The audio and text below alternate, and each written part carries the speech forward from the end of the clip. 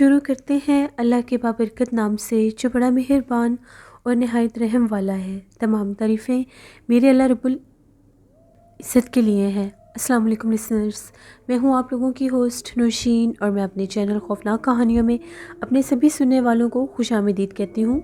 मैं उम्मीद करती हूँ आप सब लोग खैरियत से होंगे, जहाँ होंगे खुश होंगे। आज आप लोगों के लिए मैं बहुत इंटरेस्टिंग हॉरर स्टोरीज़ लेकर आई हूँ जिन्हें आप लोग बहुत पसंद करेंगे। सिलसिला शुरू करते हैं आज की खौफनाक कहानियों का। बढ़ते हैं आज की पहली खौफनाक कहानी की तरफ। ये खौफनाक कहानी मेरे साथ शेयर कर रहे हैं इरफान लखनऊ से। इरफान कहते हैं कि आज आपके साथ मेरा एक दोस्त है, उसकी सिस्टर की ज़िंदगी में पेश आने वाली एक बहुत ही ज़्यादा डरावनी कहानी शेयर करना चाहता हूँ। ये अभी रमज़ानुल मुबारक से कुछ दिन पहले की बात है। मेरा जो दोस्त है, उनकी जो बहन है, छोटी बहन जो थी, वो लोग कहीं घूमने फिरने के लिए गए, कहीं आउटिंग पर गए। तो जिस जगह पर वो गए हुए थे वो जगह काफ़ी खूबसूरत थी, ग्रीनरी थी वहाँ पर, जस्ट लाइक अ पार्क। तो वो वहाँ से कुछ फूल तोड़कर घर अपने साथ ले आई। सब ने वो फूल देखे, बड़े फ्रेश वो फूल थे। उसने वो फ्लावर्स लाकर फ्लावर वॉज में लगा दिए और उनको कोई पानी वगैरह भी नहीं देती थी, क्योंकि वो जस्ट ऐसे ही था जैसे फ्रेश फ्लावर्स हम लेकर आते हैं तो कुछ दिन के बाद जब वो मुरझा जाते हैं तो उनको वॉज से निकाल दिया जाता है। लेकिन यहाँ पर बात कुछ और हुई।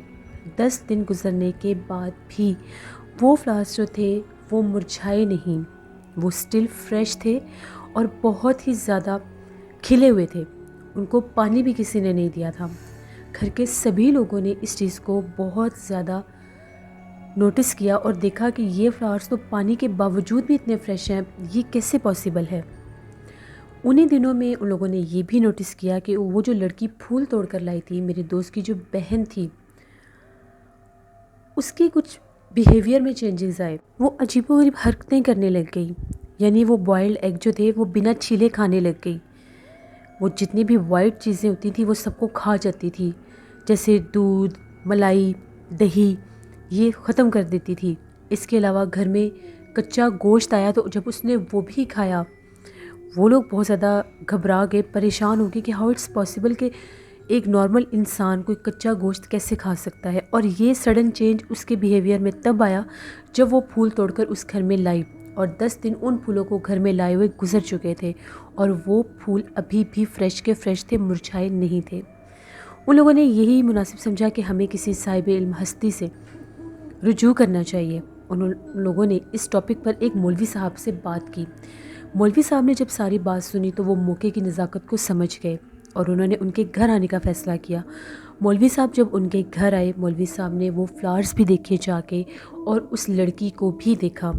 जब मौलवी साहब ने उनके घर में ही रहकर वहाँ पर पढ़ाई की तो मौलवी साहब का ये कहना था कि आप लोगों की बेटी पोजेस्ड है, इसके ऊपर जिन्नात के असरात हैं और ये जो फूल हैं जो ये लेकर आई है ये उन्हीं जिन्नात ने इसको दिए हैं, लेकिन इसने उन जिन्नात को देखा नहीं है। ये फूल उसी वजह से हैं और इसीलिए ये फूल मुरझाए नहीं हैं, क्योंकि इन फूलों के साथ जिन्नात मौजूद हैं और उन्हीं जिन्नात का असर आप लोगों की बेटी पर भी है। जितनी जल्दी हो सकता है आप लोग इन फूलों को जला दें। उन लोगों ने मौलवी साहब की बात सुनी। उन लोगों ने यही फ़ैसला किया कि हम लोग ये फूल जला देंगे। उन लोगों ने उन फूलों को जला दिया और ये सोचा कि फूलों को जलाने के बाद वो जिन्नात उनकी बेटी को छोड़ देंगे और वो नॉर्मल हो जाएगी। लेकिन इसके बरक्स हुआ। जैसे उन लोगों ने फूल जलाए उसी रात उनकी जो बेटी थी उसकी कंडीशन बहुत ज़्यादा वर्स हो गई। वो इतना चिल्लाने लग गई, इतना रोने लग गई कि 10-10 लोग मिलकर उसको पकड़ते थे लेकिन उसको संभाल नहीं सकते थे। उसकी हालत हद से ज़्यादा बिगड़ चुकी थी। जब उन लोगों ने देखा कि इसकी कंडीशन तो बहुत ज़्यादा ख़राब हो गई है, अब हम लोग क्या करें, वो हद से ज़्यादा चीखना, चिल्लाना, अजीब बिहेवियर करना, उन 10 दिनों में वो 1 मिनट के लिए भी नहीं सोती थी। वो सारा दिन सारी रात कॉन्टीन्यूसली चीखती और चिल्लाती रहती थी। उन लोगों ने जब देखा कि इसकी हालत तो संभलने के काबिल ही नहीं रही, उन लोगों ने फिर मौलवी साहब से रुजू किया। मौलवी साहब जब आए तो मौलवी साहब ने पढ़ाई की। मौलवी साहब का ये कहना था कि इस लड़की पर 1 से ज़ायद जिन्नात का बसेरा हो चुका है, वो तादाद में 4 से 5 भी हो सकते हैं। پھر ان لوگوں نے مولوی صاحب چلے گئے وہاں سے، تو فرائیڈے کا دن تھا، اس لڑکی کی حالت بہت زیادہ خراب ہو گئی۔ وہ لوگ اس کو اٹھا کر فوراً سے ہاسپٹل میں لے گئے۔ ڈاکٹر نے جب دیکھا تو ڈاکٹر نے یہ کہا کہ اس کی ڈیتھ ہو چکی ہے، ڈاکٹر نے اس کی ڈیتھ ڈکلیئر کر دی۔ وہ لوگ وہاں سے لے کر اس کو گھر واپس آئے۔ جیسے وہ لوگ گھر واپس لے کر آئے، اس نے پھر آنکھیں کھول دیں۔ ایک دم سب بہت زیادہ سرپرائز ہوئے اور بہت زیادہ خوش بھی ہو گئے کہ ان کی بیٹی تو زندہ ہے۔ ڈاکٹر نے کہہ دیا تھا کہ یہ مر چکی ہے۔ اس نے باقاعدہ آنکھیں کھولی، ان سب کو دیکھا، لیکن اس کی طبیعت اس وقت بھی خراب تھی۔ عصر کا ٹائم تھا، میں خود بھی جا کر دیکھ کر آیا اس کو۔ جس وقت افطار میں روزہ کھلنے میں 15 منٹ رہ گئے تھے تو اعلان ہوا محلے میں اسی لڑکی کے نام سے کہ عمائرہ کی ڈیتھ ہو چکی ہے۔ جمعے کے دن 18 اپریل کو اس کی ڈیتھ ہوئی۔ ہم لوگوں کو بہت زیادہ دکھ لگا کہ ابھی ریسنٹلی ہم لوگوں کے علاقے کا میرے دوست کی بہن کی زندگی کی ایک ایسی سٹوری تھی جو میں نے آپ کے ساتھ شیئر کی۔ بہت شکریہ عرفان آپ کا۔ بڑھتے ہیں ایک اور خوفناک کہانی کی طرف۔ یہ خوفناک کہانی جنید شیئر کر رہے ہیں ملتان سے۔ جنید کہتے ہیں کہ آج آپ کو میں ایک ایسی کہانی سنانا چاہتا ہوں جو میرے نانا جی نے ہمیں سنائی ہے، اور یہ بہت زیادہ بھیانک ایک کہانی ہے۔ جب بھی ہم لوگ سنتے ہیں ہم لوگوں کے رونگٹے کھڑے ہو جاتے ہیں۔ نانا جی کہتے ہیں کہ آج سے تقریباً 40-50 سال پہلے کی بات ہے۔ اس وقت جو میرے نانا جی تھے ان کی نئی نئی شادی ہوئی تھی، تو وہ لوگ ادھر ملتان سے آگے ہی ایک گاؤں ہوتا تھا، وہاں پر وہ لوگ رہتے تھے۔ اس دور میں نانا جی کہتے ہیں کہ یہ جو گاؤں ہوتے تھے یہ بہت قدیم اور پرانے گاؤں ہوتے تھے۔ گھروں میں بڑے بڑے فاصلے ہوتے تھے، لوگ سفر پیدل کیا کرتے تھے۔ کلچر ہی یہ تھا، تب اتنی ڈیولپمنٹ تھی ہی نہیں۔ تو نانا جی کہتے ہیں کہ ان کے گھر سے تھوڑا ہی دور ایک گھر ہوتا تھا، وہاں پر ایک فیملی رہتی تھی۔ ان کی 5 بیٹیاں تھیں اور وہ ہسبینڈ وائف رہتے تھے۔ ایک دفعہ ایسا ہوا کہ گاؤں کے سبھی لوگ مل کر ایک دربار تھا، وہاں پر سب لوگ گاؤں کے مل کر گئے وہاں پر اس دربار کی زیارت کرنے کے لیے۔ وہ دربار جو تھا ان کے گاؤں سے ہٹ کر تھا، اور کہا یہ جاتا تھا کہ اس دربار کے ایک مخصوص حصے پر جنات آباد ہیں۔ وہاں پر باقاعدہ کسی دور میں ایک بہت بڑے سید صاحب نے کسی چڑیل کو قید کیا تھا، اس کو بد دعا دے کر قید کیا تھا، اور وہ چڑیل وہاں پر بھٹکتی لوگوں نے دیکھی بھی تھی۔ یہ بہت سے لوگوں کی ایسی کہانیاں نانا جی کہتے ہیں اس دور میں ہم لوگ سنتے تھے۔ ہم گاؤں کے کچھ گھر مل کے ہم لوگوں نے بھی ڈیسائیڈ کیا کہ ہم لوگ بھی اسی دربار پر چلیں گے۔ وہاں کی جو منت مانتے ہیں پوری بھی بڑی ہوتی ہے۔ چلو ہم بھی دیکھیں گے کہ واقعی وہاں پر کوئی چڑیل یا جنات نظر آتے بھی ہیں یا صرف افواہیں ہیں، باتیں ہیں۔ ان لوگوں کے ساتھ وہ جو 5 بہنیں تھیں وہ بھی، ان کی مدر وہ سب لوگ مل کر گاؤں کے گئے۔ نانا جی کہتے ہیں چلتے چلتے ہم لوگ کافی دور تک گئے، یہاں تک کہ ہم لوگ دوپہر تک وہاں پر پہنچ ہی گئے۔ کافی زیادہ تھکے ہوئے تھے، وہاں پر دربار پر گئے، بہت بڑا وسیع دربار تھا۔ ہم لوگوں کو جب ہم لوگوں نے وہاں پر گئے، سلام وغیرہ کیا، منت مانی، وہاں پر اور بھی لوگ تھے، اور بھی گاؤں کے لوگ کافی وہاں پر آتے تھے۔ تو وہاں پر ہم لوگوں نے ان سے پوچھا کہ ہمیں وہ رستہ بتائیں، وہ جگہ بتائیں جہاں پر یہ مشہور ہے بات کہ کسی بہت بڑے سید صاحب نے ایک چڑیل کو قید کیا تھا اور اس کو بد دعا دی تھی کہ تم قیامت تک یہیں پر بھٹکتی رہو گی، تو ہم نے وہ جگہ دیکھنی ہے۔ وہاں پر جو لوگ موجود تھے، وہاں کے مقامی لوگ بھی تھے کچھ، ان کا یہ کہنا تھا کہ اس طرف صرف مرد حضرات جا سکتے ہیں، عورتوں کا جانا منع ہے۔ کہا یہ جاتا ہے کہ وہاں پر جب بھی کوئی ان میرڈ لڑکی جاتی ہے تو وہ چڑیل اس کے سامنے ظاہر ہو جاتی ہے اور وہ لڑکی اپنا ذہنی توازن کھو بیٹھتی ہے۔ بہت سی لڑکیوں کے ساتھ ایسے معاملات ہوئے ہیں، بہت سی لڑکیاں وہاں پر بے ہوش ہوئی ہیں، بہت سی لڑکیوں کے ذہنی توازن بھی پلٹے ہیں۔ تو آپ کے ساتھ یہ جتنی بھی خواتین ہیں ان کو کہیں کہ یہ لوگ یہیں پر بیٹھی رہیں اور یہ لوگ نہ جائیں۔ ان کے وہ جو ساتھ نانا جی بھی تھے، ان کی مسز بھی تھی، انہوں نے اپنی مسز کو بھی کہہ دیا، ان لڑکیوں کو بھی کہہ دیا۔ تو وہ جو مرد حضرات تھے وہ اس سائڈ پر چل پڑے۔ وہ دربار سے ہٹ کر ایک حصہ تھا دربار کا ہی، ایک بہت بڑا جیسے کوئی ہال کمرہ ہوتا ہے اس طرح کا وہ ایک کمرہ تھا جس کو باہر سے بند کیا گیا تھا، اور بہت قدیم پرانے دور کا اس کے اوپر تالا لگایا گیا تھا۔ اس تالے کے اوپر کالے رنگ کا دھاگا باندھا ہوا تھا جو انہی سید صاحب کے ہاتھ کا باندھا ہوا تھا۔ اس کمرے میں نہ تو کوئی ونڈو تھی اور نہ ہی کوئی وینٹیلیٹر روشن دان تھا، صرف اینٹوں کا وہ ایک بہت بڑا کمرہ تھا جس کے آگے ایک بہت بڑا دروازہ تھا، اور اس کمرے کے باہر بہت بڑا برگد کا ایک درخت بھی ہوتا تھا۔ اس وقت کے دور میں یہ بات مشہور تھی کہ وہ چڑیل اس برگد کے درخت کے اوپر رہتی تھی اور وہ لوگوں کو بہت زیادہ نقصان پہنچاتی تھی۔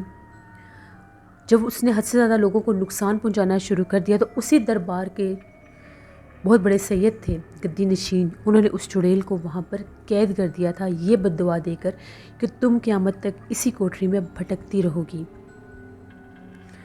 لیکن جب بھی وہاں پر کوئی لڑکی جاتی تھی تو وہ ان کو نظر آتی تھی۔ کچھ لوگوں کا یہ بھی ماننا تھا کہ اس کمرے کے اندر ایک قدیم پرانی قبر بھی ہے، وہ قبر کس کی ہے یہ کوئی نہیں جانتا، وہاں کے لوگ بھی نہیں جانتے، لیکن بہت سے لوگ جو وہاں کے تھے ان لوگوں کی یہ تصدیق تھی کہ وہاں پر ایک قبر بھی ہے، اس کے پاس سے رونے کی آوازیں بھی آتی ہیں۔ نانا جی کہتے ہیں ہم لوگ اس طرف چلے گئے، ہم لوگوں نے وہ کمرہ بھی دیکھا، بہت بڑا کمرہ تھا، اس کے باہر وہ درخت بہت عجیب اور بھیانک لگ رہا تھا، اس کی شاخیں زمین تک یوں بکھری ہوئی تھیں جیسے ان کو دیکھ کر انسان ڈر جاتا ہے۔ جیسے ہم لوگ وہاں پر پہنچے ایک دم درخت بہت زور سے اس کی شاخیں ہلی، ہوا کا نام و نشان بھی نہیں تھا، ایسا موسم ہی نہیں تھا، لیکن باقاعدہ محسوس ہوا کہ اس درخت کی شاخوں میں ہلچل ہوئی ہے۔ ہم لوگ تھوڑے سے ڈر گئے، ہم لوگوں نے بس اس جگہ کو بہت قریب جا کر نہیں دیکھا، تھوڑا سا دیکھا تو واپس آ گئے۔ اب سب کو بھوک لگی ہوئی تھی تو وہاں پر لنگر کا سسٹم اس دور میں بھی تھا، بس یہ تھا کہ جو مردوں کا حصہ تھا وہ الگ تھا، خواتین کا الگ تھا۔ نانا جی کہتے ہیں کہ ہم لوگ لنگر خانے میں چلے گئے کھانا کھانے کے لیے، تو خواتین جو تھی ان لوگوں نے دربار کے پیچھے باقاعدہ ایک جگہ بنی ہوئی تھی جہاں پر خواتین بیٹھ کر لنگر کھاتی تھیں، عورتوں کا لنگر خانہ اس طرف تھا۔ تو نانا جی نے نانی اماں سے بھی کہا اور ان عورتوں سے بھی کہا کہ آپ لوگ اس لنگر خانے میں چلے جائیں۔ جیسے ہی وہ لوگ اس طرف گئے تو وہ جو 5 بہنیں تھیں ان میں سے 2 بہنوں نے یہ کہا کہ چلو ہم لوگ جا کر جہاں پر وہ چڑیل قید ہے اس جگہ کو دیکھ کر آتی ہیں۔ ان لوگوں نے نہ تو اپنی امی کو بتایا اور نہ ہی نانی جی کو بتایا، بس ان لوگوں نے یہ کہا کہ ہم لوگ واش روم کر کے ابھی آ رہی ہیں، یہ بہانہ کر کے تو وہ لوگ دونوں بہنیں وہاں سے نکل پڑیں۔ جب وہ وہاں پر گئیں تو ان لوگوں نے اپنے ابو کو اور نانا ابو کو جاتے ہوئے اس سمت میں دیکھ لیا تھا، ان لوگوں کو پتہ تھا کہ وہ ڈائریکشن کون سی ہے، وہ لوگ ادھر چلی گئیں۔ وہاں پر وہ گئیں، ان کے ساتھ کیا ہوا کیا نہیں ہوا اس وقت تک یہ چیز کوئی نہیں جانتا تھا۔ لنگر خانے میں ان کے گھر والے، ان کی بہنیں، ان کی ماں انتظار کرتی رہ گئی، یہاں تک کہ ایک گھنٹے سے اوپر کا ٹائم ہو گیا، ان لڑکیوں کا کوئی اتا پتہ نہیں۔ وہ لوگ گھبرائیں باہر آئیں، اتنے میں نانا جی وغیرہ بھی لنگر خانے سے کھانا کھا کے آ چکے تھے۔ ان لوگوں نے ان کو بتایا کہ وہ تو 2 بہنیں غائب ہیں، ہمیں تو یہ کہہ کر گئی تھی کہ ہم لوگ واش روم میں جا رہے ہیں، تو پتہ نہیں وہ کہاں گئی ہیں۔ ہر دربار کے حصے پر ان لوگوں نے دیکھ لیا، جس طرف واش روم ایریا تھا وہاں پر بھی جا کر دیکھ لیا، ان کا کہیں اتا پتہ نہیں تھا۔ جیسے ہی وہ لوگ، ان کے ذہن میں خیال آیا کہ کیوں نہ ہم لوگ اس سائڈ پر جا کر دیکھیں، کہیں ایسا نہ ہو کہ وہ لوگ اس طرف چلی گئی ہوں۔ اس طرف گئے تو وہاں پر ان لوگوں نے جا کر دیکھا تو منظر ہی اور تھا۔ ایک بہن جو تھی وہ برگد کے درخت کے نیچے بے ہوش پڑی تھی، جبکہ دوسری بہن کا کوئی اتا پتہ نہیں تھا۔ وہ کہتے ہیں کہ ہم لوگوں نے اس جگہ کا چپا چپا چھان مارا، ہم لوگوں کو کوئی پتہ نہیں چلا کہ وہ کہاں گئی اور کہاں نہیں۔ وہ لوگ اس کو اٹھا کر واپس لے آئے، دربار پر لے کر آئے۔ وہاں پر اس وقت جو موجودہ گدی نشین پیر صاحب تھے انہوں نے دم کیا، انہوں نے یہ کہا کہ اس کے اوپر چڑیل نے حملہ کیا ہے، یہ کیوں اس طرف گئی ہے۔ دوسری بہن کا بڑا سراغ لگایا، کچھ پتہ نہیں چلا وہ کہاں گئی اور کہاں نہیں۔ اس کی حالت بھی بہت زیادہ خراب تھی، جب اسے ہوش آیا تو وہ بہت ڈری ہوئی تھی، کچھ بتا نہیں رہی تھی۔ ان لوگوں نے دم کروایا تو اس کو لے کر واپس آ گئے۔ پہلے بہت ڈھونڈا ان لوگوں نے، جب وہ لوگ تھک ہار گئے تو وہ لوگ اپنے گھر واپس آ گئے اور ان لوگوں کو یہ کہہ کر آگے کہ اگر ہماری بیٹی کا پتہ چلے تو ہم لوگوں کو فلاں فلاں جگہ پر ہم لوگوں کو بتا دیں، کیونکہ جس لڑکی پر حملہ ہوا تھا برگد کے پیڑ کے نیچے اس کی حالت بہت زیادہ خراب تھی۔ وہ کہتی تھی مجھے یہاں سے لے کر جلدی چلو ورنہ وہ مار دے گی، بس ایک ہی بات ریپیٹ کرتی رہتی تھی۔ جب گھر لے کر آئے تو نانی جی کہتی ہیں کہ وہ بھی وہاں پر تھیں، نانا جی بھی وہاں پر تھے، گاؤں کے دیگر لوگ بھی آ گئے۔ جب ان کو پتہ چلا کہ اتنا بڑا حادثہ ہو چکا ہے، ان لوگوں کا یہ کہنا ہے جب اس سے پوچھا گیا، بڑا اس کو طریقے سے پوچھا گیا کیونکہ وہ کچھ بتاتی نہیں تھی، وہ یہ کہتی تھی کہ نہیں بتانا میں نے، وہ مجھے مار دے گی اگر میں نے بتایا تو، بہت ڈری ہوئی تھی۔ پھر اس کی جو والدہ تھی انہوں نے اس کو واسطے دیے کہ کسی طرح سے یہ زبان کھولے کہ ہمیں پتہ چلے۔ اس نے ڈرتے ڈرتے یہ بتانا شروع کیا کہ جیسے ہی ہم لوگ اس طرف گئے تو ہم لوگوں نے اس برگد کے درخت کے نیچے ایک عورت کو بیٹھے دیکھا، وہ کالے رنگ کے لباس میں تھی۔ اس عورت نے جب ہمیں دیکھا تو اس عورت نے ہمیں اپنے پاس بلایا، بڑی وہ ہم لوگوں سے پیار سے بات کرنے لگی۔ تو ایک دم سے بات کرتے کرتے جو سامنے کمرہ بنا تھا اس نے اس کمرے کا دروازہ کھولا اور کمرے کے اندر ہمیں لے گئی۔ جو اس کی چھوٹی بہن تھی اس کو وہ اپنے ساتھ کمرے میں لے گئی، جبکہ دوسری بہن جب کمرے میں پاؤں رکھنے لگی تو اس کو کسی چیز نے اٹھا کر بہت دور پھینکا، اور وہ جو دور پھینکنے والی مخلوق تھی وہ وہی عورت تھی جس کا چہرہ حد سے زیادہ بھیانک ہو چکا تھا۔ اس نے یہ کہا کہ میں وہیں پر گری اور بے ہوش ہو گئی۔ اب اس چیز کی تصدیق ہو گئی کہ وہ جو لڑکی تھی وہ اس کمرے میں ہے، وہ کمرہ جو عرصہ قدیم سے بند تھا، اس کمرے کے اندر وہ گئی۔ یہ کہتے ساتھ ہی اس کو دورے پڑنے لگ گئے، اس کی حالت بہت زیادہ خراب ہو گئی۔ ان لوگوں نے پھر یہ لوگ واپس اسی دربار پر پہنچے، جیسے کیسے کر کے رات ہو گئی۔ ان لوگوں نے وہاں پر جا کر بتایا، وہ لوگ یہ بات ماننے کے لیے تیار ہی نہیں تھے۔ انہوں نے یہ کہا کہ اس کمرے کا تالا تو کوئی کھول سکتا ہی نہیں ہے، وہ تو زمانے سے بند ہے، وہ نہ کھلا ہے نہ اندر لڑکی ہے۔ پھر بھی انہوں نے تصدیق کے لیے ڈرتے ڈرتے شام کے بعد وہاں جانا منع تھا، وہاں پر گئے، وہاں پر آوازیں دیں، کوئی آواز نہیں آئی، کوئی عطا پتہ ہی نہیں تھا کہ کمرے میں کوئی ہے بھی ہے صحیح یا نہیں۔ تھک ہار کر وہ لوگ پھر واپس آ گئے کہ اس کا تو کہیں عطا پتہ نہیں ہے۔ اور جو دوسری بہن تھی اس کی حالت بہت زیادہ خراب تھی، کبھی رونے لگ جاتی تھی، کبھی ہنسنے لگ جاتی تھی اور بہکی بہکی باتیں کرتی تھی۔ نانا جی کہتے ہیں سب بہت زیادہ ڈرے ہوئے تھے، پریشان تھے۔ پوری رات گزر گئی اسی طرح سے، اگلا دن بھی گزر گیا، اس لڑکی کا کچھ پتہ نہیں چلا، وہ کہاں گئی اور کہاں نہیں۔ دوسرے گاؤں میں بھی پتہ کروایا گیا، وہ لوگ پھر اسی دربار پر گئے، ڈھونڈتے رہے، وہاں کے لوگ بھی بہت کوشش میں تھے کہ اس لڑکی کا پتہ چل جائے۔ اسی رات کی بات ہے، تقریباً آدھی رات کے ٹائم ان لوگوں کی آنکھ کھلی تو ان کے گھر کے باہر سے کسی لڑکی کے رونے کی آوازیں آ رہی تھیں۔ ان لوگوں نے آواز پہچان لی، ان کی بیٹی کی آواز تھی۔ جیسے ان لوگوں نے جا کر دروازہ کھولا تو ان کی جو بیٹی تھی دروازے میں بیٹھی رو رہی تھی۔ ان لوگوں نے اس کو اٹھایا، اندر لے کر آئے اور پوچھا کہ تم کہاں تھی، ہم لوگ تو تمہیں 2 دن سے ڈھونڈ رہے ہیں۔ جس پر اس کا یہ کہنا تھا یہ مجھے وہاں پر چھوڑ کر آ گئی تھی، تو میں وہاں سے مجھے ایک عورت اپنے گھر لے گئی تھی، اس کا گھر اس دربار کے پاس ہی ہے جہاں پر وہ مجھے لے کر گئی تھی، لیکن وہ بہت زیادہ بھیانک ہے، وہ بہت ڈراؤنی ہے، اس نے مجھے بہت مارا اور پھر میں وہاں سے بھاگ کر آ گئی ہوں۔ ان کے گھر والوں نے شکر ادا کیا کہ ہم لوگوں کی بیٹی واپس آ گئی ہے۔ ان لوگوں نے اس کو پیار کیا، سمجھایا، اور جیسے ہی وہ اس کمرے میں گئے جہاں پر اس کی وہ دوسری بہن تھی جو اس کے ساتھ تھی، اس کی بہن نے چلانا شروع کر دیا اور یہ کہا کہ یہ وہی چڑیل ہے جس نے مجھے پھینکا تھا، یہ وہی چڑیل ہے۔ وہ بار بار یہ کہتی تھی اپنی بہن کو دیکھ کر۔ گھر والوں نے اس کو ڈانٹنا شروع کر دیا کہ تم پاگل ہو گئی ہو، یہ تمہاری بہن ہے اور یہ ابھی واپس آئی ہے، تم اس کے ساتھ ایسا کیوں کر رہی ہو؟ وہ بس ایک ہی بات کہتی تھی اور وہ بے ہوش ہو گئی۔ اس کو دیکھتے ساتھ وہ بے ہوش ہو جاتی تھی۔ جس وقت بھی وہ جو چھوٹی بہن تھی اس کے سامنے آتی تھی وہ بڑی بہن بے ہوش ہو جاتی تھی، چیخیں مار مار کے بے ہوش ہوتی تھی۔ ان لوگوں کو سمجھ نہیں آتی تھی کہ یہ کیا ماجرا ہے۔ گھر کے باقی لوگوں کو وہ بالکل نارمل نظر آتی تھی، وہ دیکھتی جاتی تھی تو خوف سے بے ہوش ہو جاتی تھی۔ ان لوگوں کا یہ بھی کہنا تھا کہ رات کے وقت وہ جو چھوٹی بہن تھی وہ اکثر کمرے سے بھی غائب ہو جاتی تھی 3-4 دن کے اندر اندر۔ جب صبح آنکھ کھلتی تھی تو وہ کمرے میں ہی سوئی ہوتی تھی، لیکن اس کی والدہ نے یہ چیز محسوس کی کہ رات کے وقت یہ کمرے میں نہیں ہوتی بلکہ گھر کے باہر کے حصے میں چلنے پھرنے کی آوازیں آتی ہیں، اور ایسی آوازیں آتی ہیں کہ جیسے کوئی بلی بھیانک آوازوں میں روتی ہے۔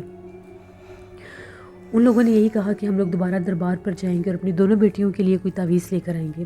جب وہ لوگ وہاں پر گئے، دربار پر گئے، تو وہاں پر جب پتہ چلا تو وہاں پر ایک بزرگ تھے، وہ ان لوگوں کے گھر بھی جا کر دم اور پڑھائی کیا کرتے تھے جو لوگ کسی مصیبت میں ہوتے تھے۔